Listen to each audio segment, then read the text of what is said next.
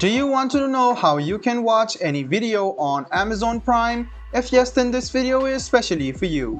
Hello and welcome to One to Step. It's your host back again with yet another interesting tutorial video. In this video, I'm going to teach you how you can watch any video on Amazon Prime. First of all, open any browser and go to primevideo.com and make sure that you have an active account and you have paid for Amazon Prime.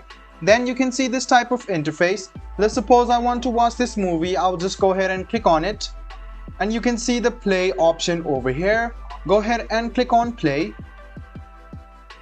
And you can see that some problems are appearing. So it might not load. So go ahead and reload the page once again. Or if your VPN or something is connected, go ahead and reload the page once again. And let's suppose I want to see this movie. I'll click on play.